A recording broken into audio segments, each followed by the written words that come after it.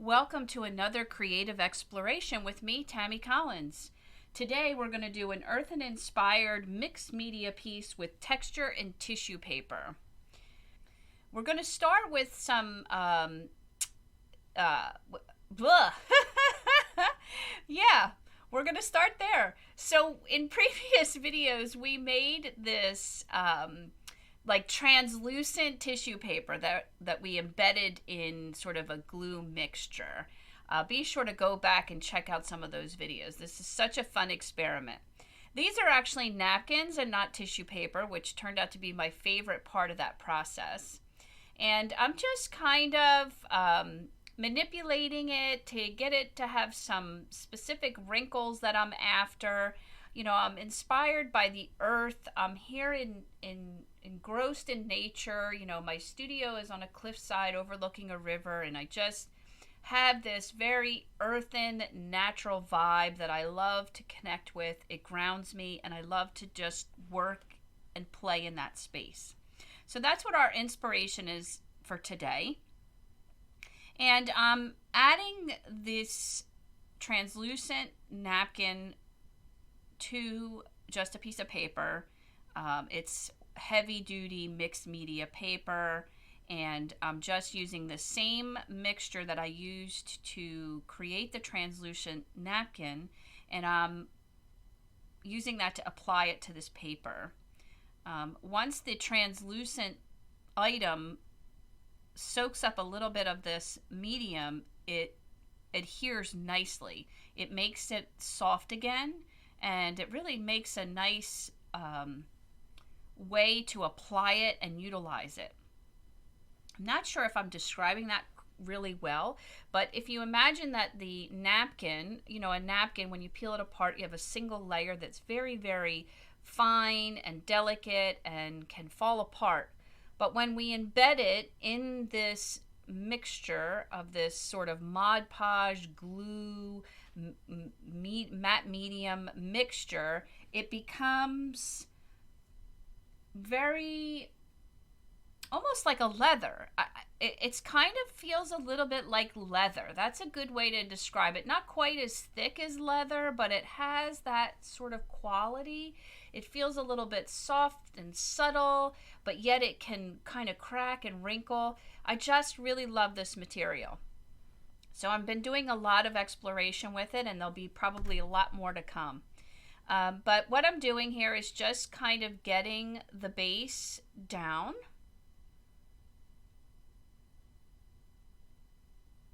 And I'm just using the tool to sort of manipulate it a little bit. It will tear pretty easy. Like I said, when you put the medium onto the paper and then add the translucent napkin on top, once it kind of comes in contact with that medium again, it gets a little soft a little bit. In other words, it kind of reactivates it and really makes it glue down nicely. And as I have done in the past, I like to try to get the bulk of the paper off before it adheres to the tape.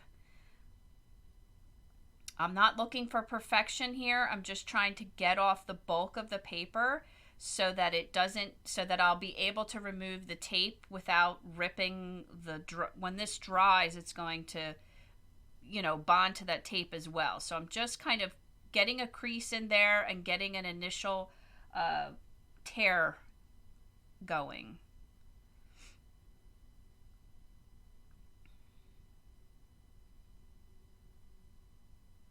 If you're coming back, welcome back. I hope you enjoyed some of the Christmas videos that we had done. You know, remember, this channel is about just sharing my creative time. Not everything is perfect. Not everything goes as planned. Sometimes I don't know what I'm going to do. I'm just sharing my creative time in the hopes that it inspires you. If you're new here, welcome. Be sure to go back and check out some of the other videos. I'm glad that you're here. Be sure to like and subscribe.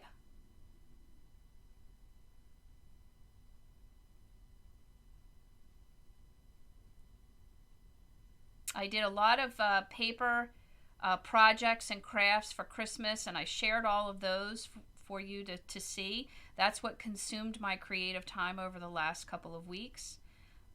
And so now we're getting back into just having some fun and exploring some ideas. I've got a couple exciting new video projects coming up that I'm going to be sharing with you. I hope you enjoy them. We're going to be doing long-term sort of journal projects. We're going to do specific journals on certain topics. And it's a great way to learn how to just have some fun and explore your creativity in a very non-intimidating and a non-sort of, it doesn't have a big feeling to it, right? So you don't have to worry about creating some sort of masterpiece or doing something perfect. It's just about learning how to experiment with some things. And we're going to do one on color, and we're going to do one on texture. Okay, so now this is dried, and I'm coming back in with modeling paste and stencil. I love to work with texture. I love my paste. So I'm just going to put some shapes on here. These are sort of indicative of, maybe giraffe shapes, or they're too close and specific to be cow. They could just be random shapes. They feel a little bit earthen and sort of rockish to me, so that's why I chose it. I'm being careful. I don't want to have every single shape filled in, because I don't want to have sort of that random square that's left from a stencil, so I'm just being random. I'm pushing the knife into the texture and pulling it up to create peaks, and then I go back and sort of gently scrape the knife over and knock down the peaks. And this is how I get the sort of the nooks and crannies, if you will, into the shape to make it feel more three-dimensional. And so I want to have an interesting composition, so I'm trying to get a little bit more in another placement. So I'm just going to repeat what I just did.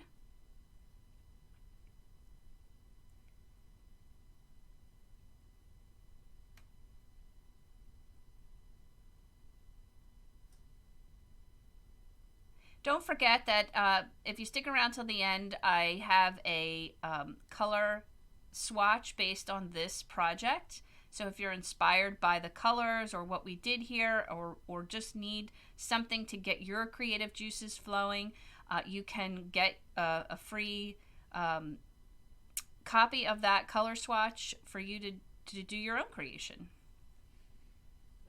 I'll show you what that looks like at the end, and if you'd like it, you can fill out the link in the description box to get your own copy of it.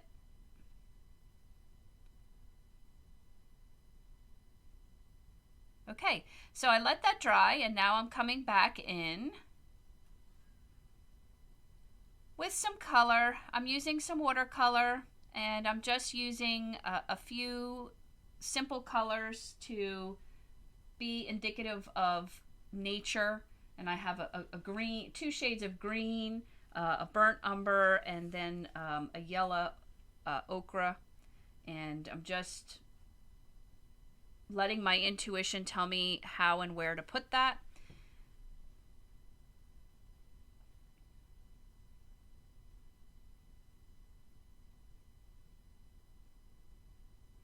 Are you all ready for Christmas? I have my 2 children are much older, and they are not with me this holiday, so I had to ship off their gifts, and I got those out in the mail yesterday. So they should receive them by the end of the week, just in time for the holidays. I find that to be much more stressful than it just seems like it was never ending, like I couldn't finish the package. Because of course I have to decorate everything, as if it's, the greatest gift in the world. So, there's all these tiny details that I obsess about, but but that's the fun of it for me. That's what makes giving so great. It feels so wonderful to see their faces light up when they know, the gift is so special, and there was so much love and attention that went into making it look the way that it did. They've always appreciated that since they were very, very young, and that's part of my favorite part of the holiday or gift giving in general.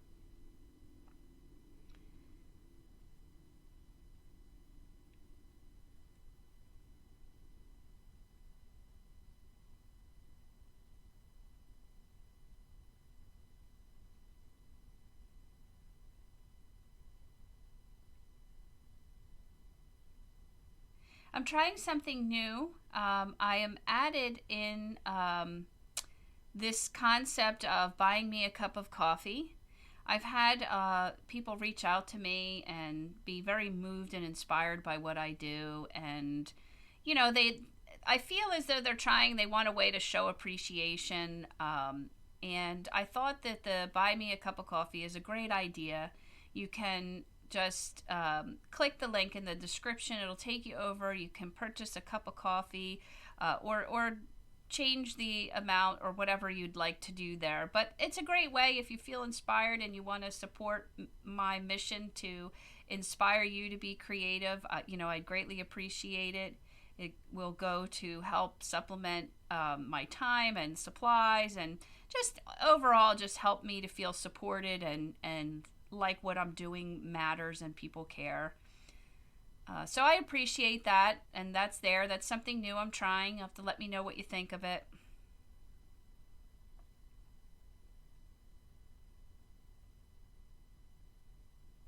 This color now reminds me of the river below us. It's just, it has its phases, and sometimes it looks kind of muddy after it rains, but most of the time it's this really beautiful green turquoise color, and I just love it.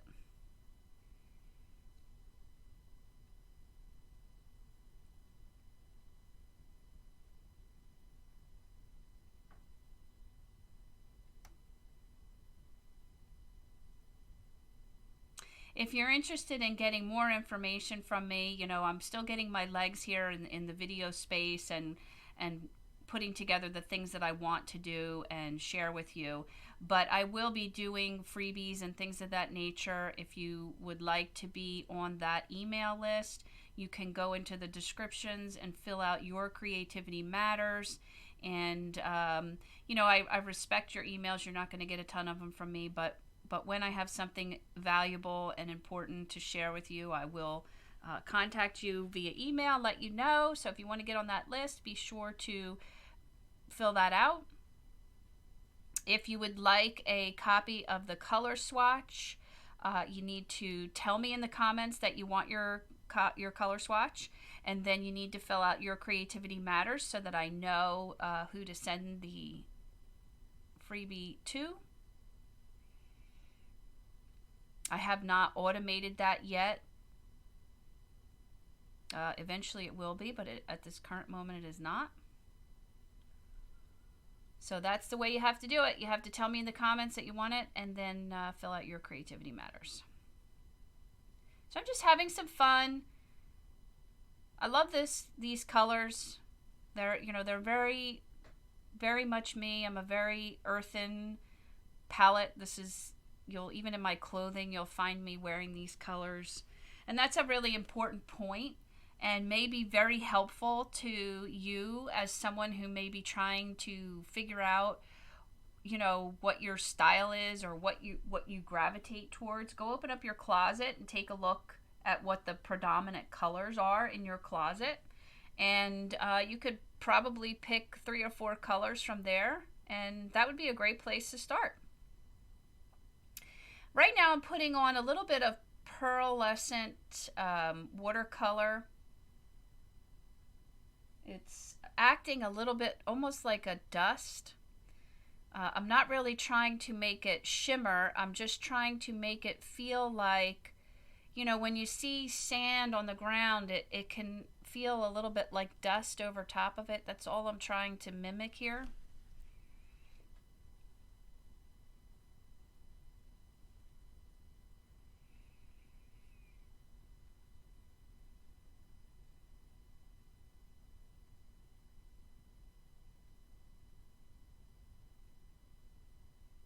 It's just adding another dimension, a layer of interest, some details that catch the eye. It helps to draw you in and take you sort of on a visual journey through the piece. So now I'm just adding a little bit of more. It's the same metallic, it's just a little bit different color.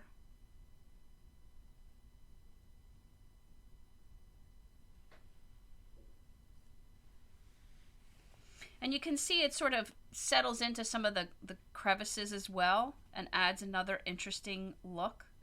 So now I'm just coming back in with some of the same watercolors that I laid on the first layer and just putting it in just to give it some more texture and interest. You know, I don't want it so flat. I want the colors to have different depths and opacities and transparencies and things of that nature so that they feel more dimensional. So I'm just kind of putting the color heavy on the brush and almost just dabbing it around and letting the color sort of settle in the way that it would like to.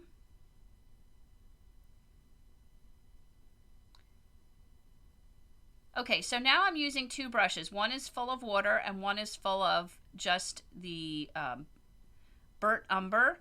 And I'm going back on top of the shapes that I put in and just putting in some heavy color and then washing it in with some water because I want it to settle into the nooks and crannies that we created on this texture piece.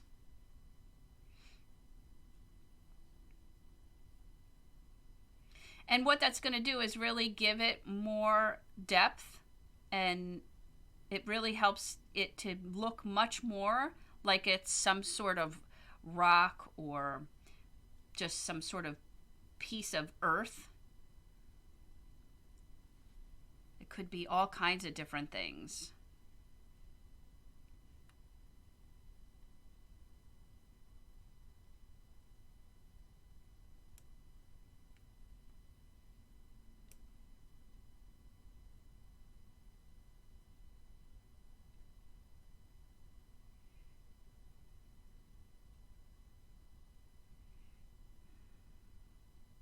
And I'm just repeating this process with another color. And you can see how it really starts to make pieces pop out. It just gives them so much more interest.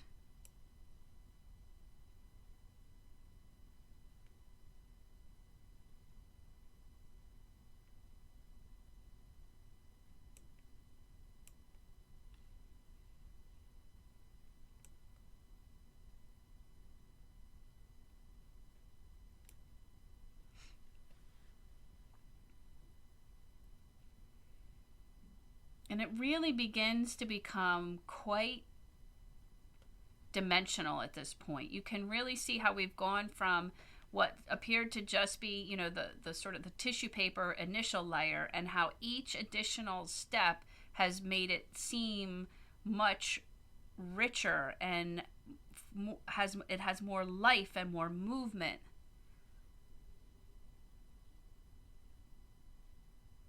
And I'm just playing with adding colors. The only thing that's really changing is the amount of water that I add to the color, so that the color is either very pure or very diluted. Okay, so we let that dry.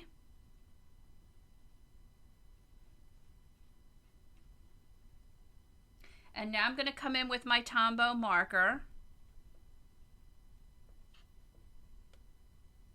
to give the shapes a shadow, which is really going to make them come to life.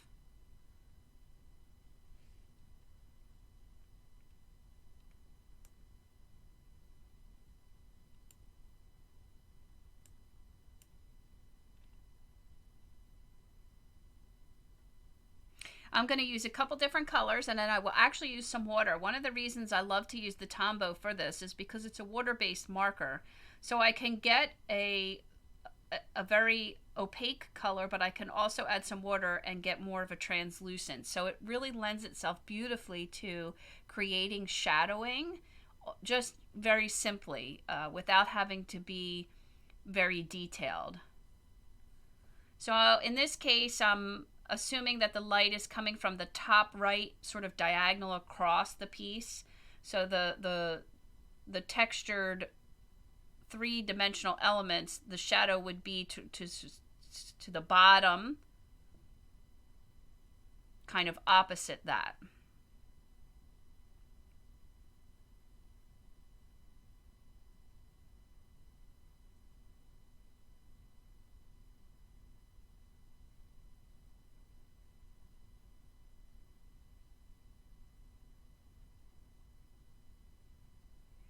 And then I'm going to use, that was a more of a, I think it's called a lamp black color, and this is more of a cool gray color that I'm just going to use to sort of soften that and add to that line a little bit, which will seem a little bit dark at the moment until I add some water. So now I'm going to get a brush with a little bit of water and just sort of soften that a little bit.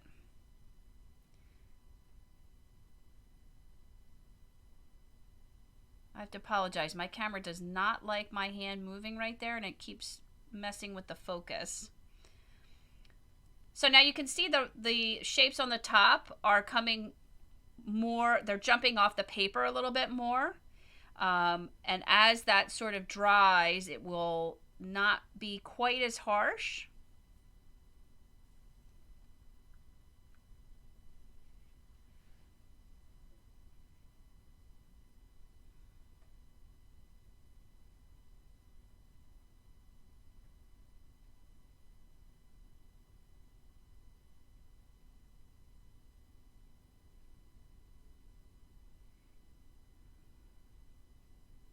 One of the journals that we're going to be doing coming up, getting started on all those journals over the next week, and actually next 2 weeks, so they'll be all in the upcoming videos. So be sure to subscribe and make sure you hit the notification button so you're aware of them coming.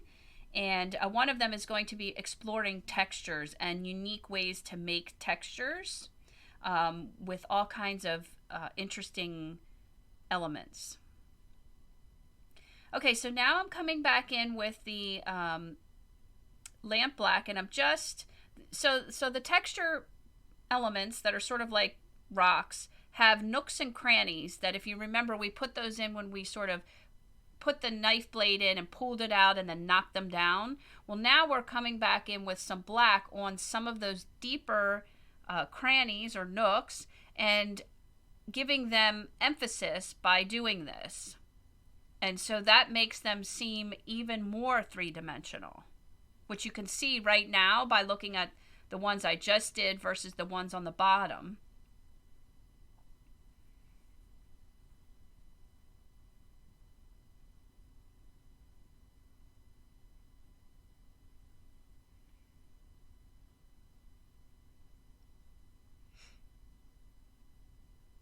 And I'm not really overthinking this too much. I'm just hitting a couple of them. You know, you don't need to hit every single one of them. Just a few of them. I like to think of the ones that are a little bit larger on the shape.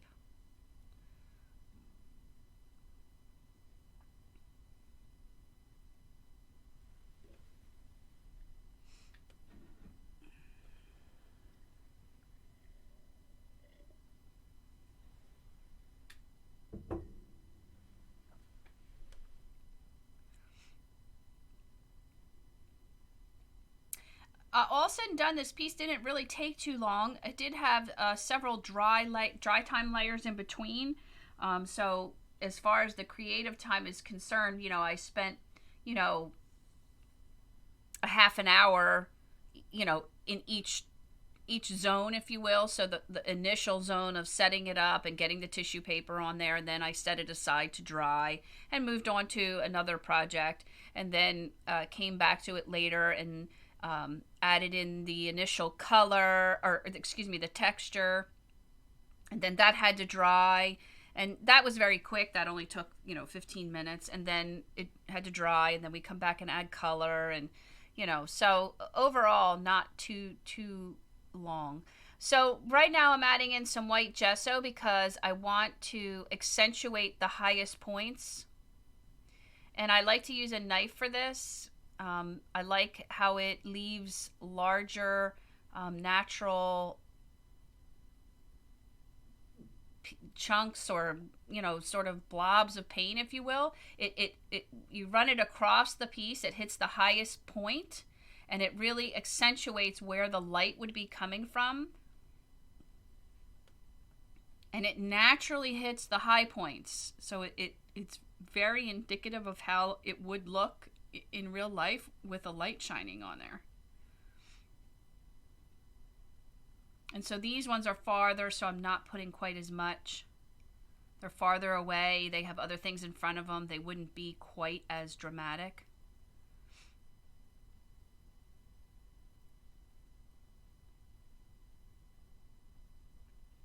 So all said and done, this creative time from the very start to the very finish was probably close to 3 hours, in small chunks over a couple of different days.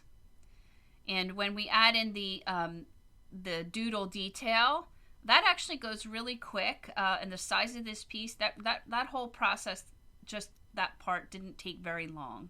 And that's what I'm going to do now. And I'm not going to do the entire part. I'm going to show you what I'm doing and how I'm doing it, and then I'll come back in after I've completed that. This goes very, very quick. I don't overthink this. I'm just taking this is actually a Sharpie Gel Pen, and I am just allowing it to run into the recessed areas of the tissue paper.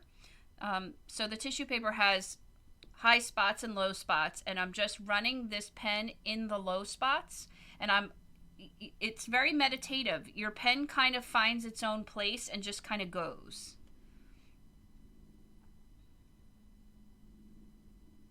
I'm in love with this detail. I want to keep exploring this. I've done a very large piece this way. I'm not thrilled with the colors, but I have been recording that, so we'll see. I'll be sharing that soon.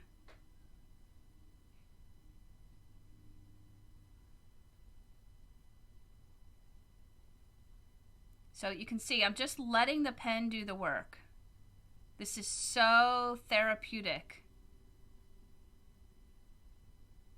Okay, so now I've done a large portion of this section, and you can see how it really also lends to the dimension. It's just accentuating it even more. This piece, when it's done, you're so drawn into it, you want to touch it. Because you can't, at first glance, you can't really figure out how it happened, which is something I'm always trying to achieve, that you can't tell how something was done. So for example, when you paint, you don't really want to see the brush stroke, right? You want to not know exactly how it was created.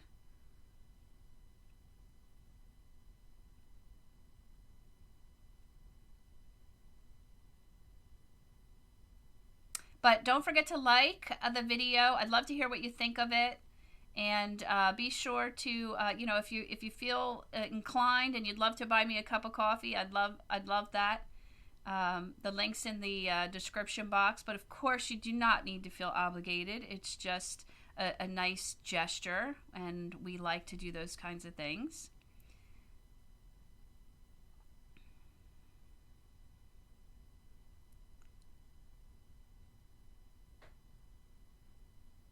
So some of on the more pronounced areas, I'm coming in and adding just a hair of the Tombow and accentuating them just a little bit. I want some of them to feel like they're really far away, or very deep, if you will, recessed within the piece.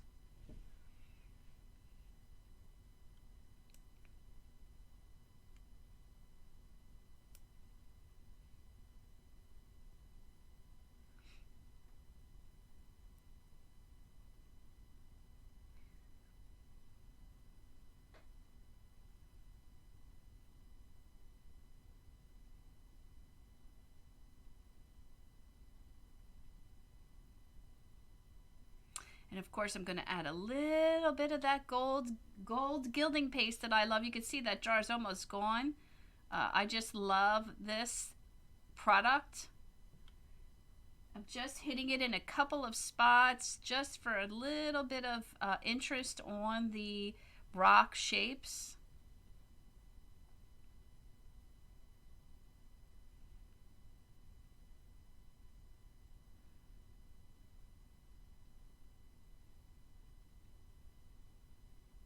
I'm going to have to up my photography skills because I'm finding that the video process is not giving you quite the same feel as the completed piece is in person.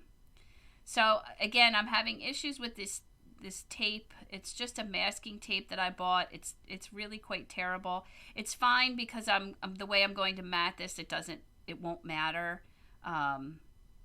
But I'm really frustrated with it. I have better luck with certain washi tapes and paint tapes. But this is the reality of what this actually looks like.